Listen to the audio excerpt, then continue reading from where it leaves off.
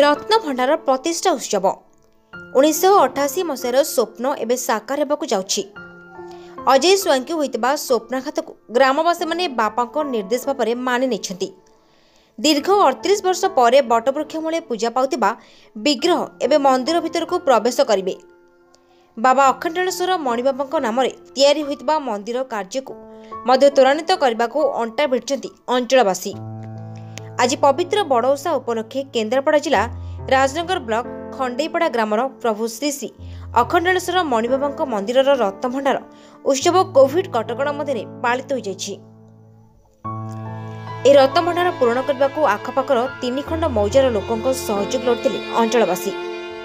ए रत्नभंडार रे टंका सुना रूपा मुग बिरी चाउल आदि जी जहाँ प्रभु को दान करथिले से सब ता भितरे रखा जाई विधि अनुଯାୟୀ पूजापाठ करा जाई रत्नभंडार प्रतिष्ठा करा जायछि।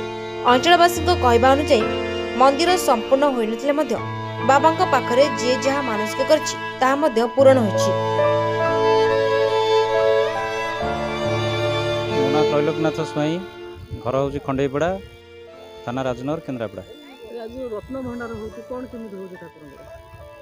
रत्नभंडार आमर तो आज को 3 वर्ष खंड हम मंदिर आरंभ काम है। ता पूर्वर 1998 मसीह एठी 1988 मसीह आम गाँ को गाँव में अजय स्वाई गोटे पिला को स्वप्न होता मणि बाबा स्वप्न करते आठी प्रतिष्ठा करने आम समस्ते पिला सब एकाठी होइतिलु।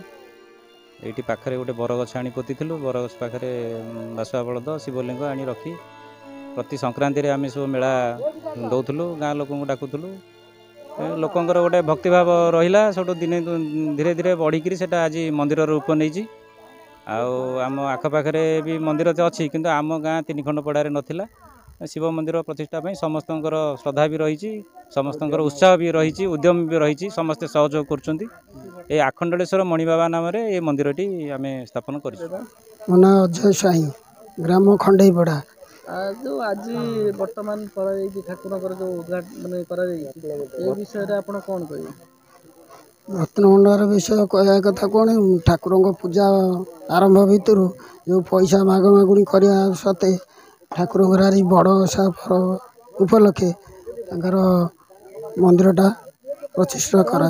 मंदिर होता कौ मसीह कौन होता से विषय? मंदिर 1988 मसीहा डिसेम्बर 12 तारीख दिन मत स्वप्नागत होते। आपन स्वप्नादेश होता? हाँ। अच्छा कौन के स्वप्नादेश थिला कौन से समय अभिज्ञता टे? राति 3टा खंड बड़े मत स्वप्नागत है। जदि स्वप्नागत देले कहले तमर ग्राम खंडेपड़ा बरगछ गोटे अच्छी ता पाखरे तुम पूजा कले तमर मोर पुओ झो हो नथिले से अवसर रे तांको जणिया भितर से मत स्वप्नागत हेले। तापरे पुओटी हला पुओटी हला परे मु सेई दिनु ठाकुरंग पूजा आरंभ करूची। प्रति संक्रांति मेला महोत्सव से चलती गाँ अनुष्ठान कर भी सहयोग चल। तो मंदिर नथिला कौन केमिति आपण करूथि? आम गछ मूल फटो रखी पूजा कर थाना राजनगर जिला केन्द्रापड़ा। आज्ञा ठाकुर महिमा अपार। आम गाँटा एक अनुन्नत गाँ जो गाँव में शिक्षागत योग्यता लोक आम ग्रामवासी कम एवं जदि रोजगार क्षम कथा देखा सी भी से अनुन्नत आम किंतु 1988 मसीह आम बयस पिला माने प्रथम जे कि अजय कुमार स्वाई ना तार पिला संतान किसी नथिले बहुत कष्ट से रोला मनस्ताप भितर थिला। से मनस्ताप भितर से बहुत ठाकुर को भी डाके ताको दिन राति 3टा बेले डिसेम्बर 12 1988 मसीहा स्वप्नागत है जे तुम ग्राम निकट एक बरगछ मूले तू मत पूजा करे तो निश्चित संतान संतति हम तार तो पिला संतान दरकार। एक्चुअली से बहुत मन प्राण दे आसी पूजा कला पाखर तो संबल ना केमिति पूजा करिवो ठाकुरंकर एत बड़ अनुष्ठान केमिति करिवो।